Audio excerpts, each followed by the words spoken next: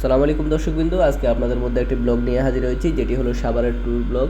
সাভারে একদিনে কোন কোন জায়গা ঘোরা যায় তারই পরামর্শ থাকবে আজকের এই ভিডিওতে। আমরা ট্যুরটি শুরু করি মিরপুর বেড়িবাঁধ তথা মিরপুর দিয়াবাড়ি ঘাট থেকে। এখানে বোট স্টেশনের পাশেই প্রত্যেক আধা ঘন্টা পর পর একটি ট্রলার ছেড়ে যায় গোলাপ গ্রামের উদ্দেশ্যে। আমাদেরকে ইন্ট্রোডিউস করে দিচ্ছি আমাদের আজকের প্রধান অতিথি মোহাম্মদ শুভর সাথে। সে অনেক দূর থেকে অনেক কষ্ট করে এখানে আমাদের সাথে এসে জয়েন হয়েছে। আর সেকেন্ড ট্যুরমেট হিসেবে আছে আমার খালাতো ভাই রনি। সাভার গেলে যে এই রুট হয়ে যেতে হবে এমন কোনো কথা নেই, আমরা জাস্ট এক্সট্রা একটা বোট জার্নির জন্য এই রুট ধরে গেলাম। আপনারা ঢাকার যে কোনো জায়গা থেকে গাবতলী বাস স্ট্যান্ড হয়ে সাভারের বাসে করে সাভার চলে আসতে পারেন, অথবা গুলিস্তান থেকে সাভার পরিবহনে উঠেও সরাসরি সাভারে এসে নামতে পারেন, যার জনপ্রতি ভাড়া পড়বে 50 টাকা করে। এবারে জানিয়ে দিচ্ছি আমাদের সাভার ট্যুরের আজকের গন্তব্যগুলো। সবার আগে যাব সাভারের বিখ্যাত গোলাপ গ্রাম নামে পরিচিত সাভারের ভিরুলিয়ায়। আমাদের সেকেন্ড ডেস্টিনেশন সাভার বাস স্ট্যান্ডের পাশে অবস্থিত রাজা হরিশ্চন্দ্রের বাড়ি, এবং তৃতীয় গন্তব্য হলো বাংলাদেশের স্মৃতি বিজড়িত 7 স্তম্ভ বিশিষ্ট জাতীয় স্মৃতিসৌধ। যাই হোক, মিরপুর বেড়িবাঁধের ঘাট থেকে সরাসরি আমরা ট্রলারে করে ভিরুলিয়া বাজারে এসে নামলাম। ট্রলারে ভাড়া নিল জনপ্রতি 40 টাকা করে। ভিরুলিয়া বাজারে যেখানে নৌকাঘাট থেকে নামবেন ওখানে পাওয়া যাবে কিছু লোকাল অটো, এগুলো আবার 20 টাকা করে গোলাপগ্রামে এসে নামাবে, যেটা আমার কাছে ভাড়াটা বেশি মনে হয়েছে। যেহেতু দূরত্ব 1 কিলোমিটার, সেহেতু 10 টাকা হলেই এনাফ ছিল। যাই হোক, আমি যদি চিনতাম তাহলে আমি অবশ্যই হেঁটে আসতাম।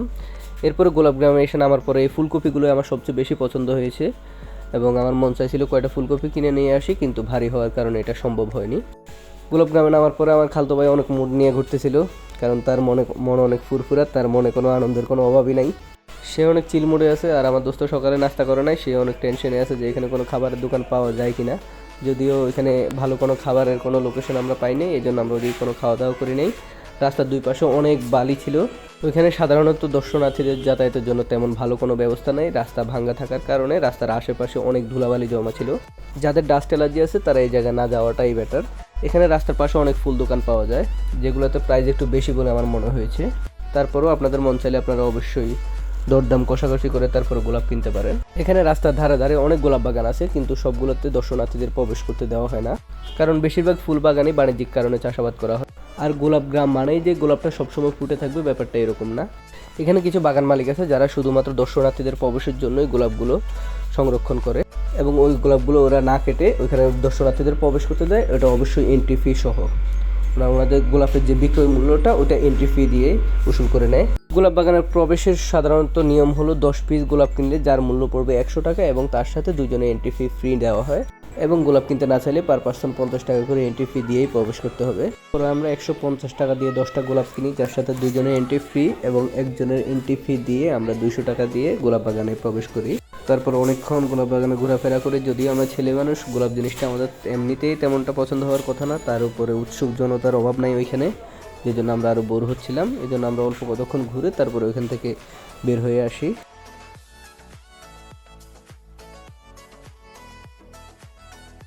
গোলাপ বাগান থেকে এক্সিট হওয়ার পর আমরা সরাসরি আবার ওই জায়গায় চলে গেলাম যেখান থেকে আমরা অটো থেকে নেমেছিলাম। ওইখানে যাওয়ার পরে ওইখানে ডান সাইডে কিছু সিরিয়ালের অটো পাওয়া যায়, যেগুলো সরাসরি সাভার বাস স্ট্যান্ডে নিয়ে নামাবে। ওইখান থেকে জনপ্রতি 40 টাকা ভাড়ায় আমরা এই অটোগুলো দিয়ে চলে গেলাম সাভার বাস স্ট্যান্ড।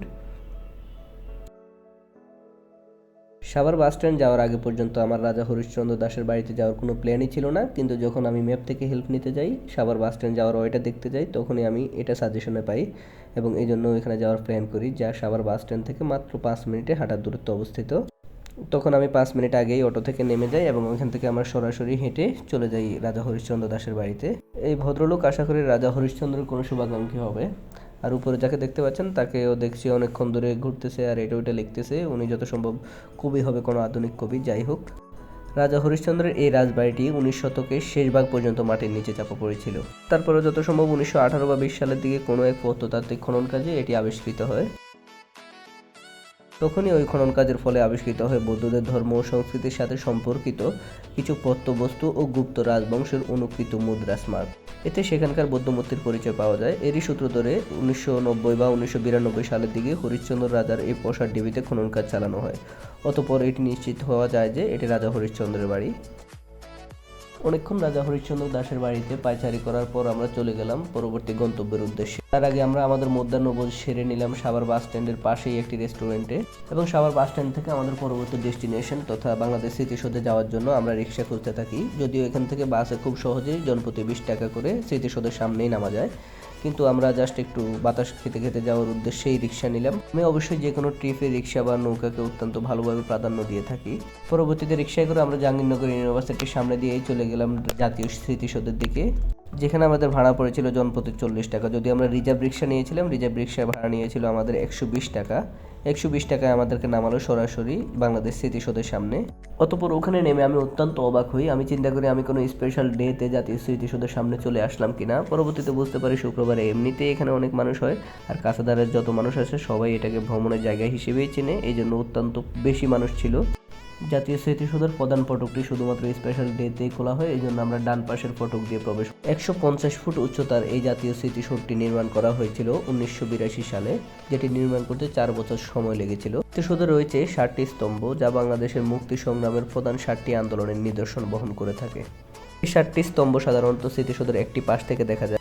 এই 7টি স্তম্ভ খেয়াল করার সময় আমি এই মানুষগুলোকে দেখি যারা স্মৃতিসৌধ দেখতেও আসে এবং স্মৃতিসৌধে ভ্রমণ করার জন্য স্মৃতিসৌধের উপরেও উঠে যায়। যাই হোক, স্মৃতিসৌধের আশেপাশের জায়গাটি খুবই পরিষ্কার পরিচ্ছন্ন, আমার খুব ভালো লেগেছে। ওখানে আমরা অনেকক্ষণ সময় কাটালাম। ওখানে অনেকক্ষণ সময় কাটানোর পর আমরা আমাদের পরবর্তী গন্তব্য তথা পুনরায় আমাদের আবাসস্থল ঢাকায় ফিরে আসার জন্য রওনা হই।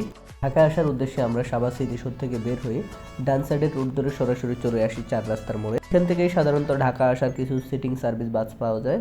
ওইখানে আমরা সাভার পরিবহনে উঠি। সাভার পরিবহনে উঠে আমরা নিউ মার্কেটে এসে নামি, যার ভাড়া পড়ে জনপ্রতি 40 টাকা করে। নেতারা কিতাছে বেটা কিসাস বেটা। যাই হোক, আমরা পরবর্তীতে ঢাকায় এসে নামি নিউ মার্কেটে, ওই হাতে জুতা কিনবে একজোড়া, হাতে জুতা কিনে দিছি। কিনে তারপরে যে আমরা বাসায় গেছি, ওটা আমরা ভিডিও করি না, কারণ হচ্ছে যে আমরা যেহেতু প্রফেশনাল না, আমাদের লাইক কমেন্ট সাবস্ক্রাইবের কোনো কিছুর দরকার নেই, জাস্ট আমরা মানুষের হেল্পের জন্য ভিডিওটা শেয়ার করলাম। আল্লাহ হাফেজ। আমাদের ব্লগ আজকে এই পর্যন্তই। সবাই ভালো থাকবেন, সুস্থ থাকবেন।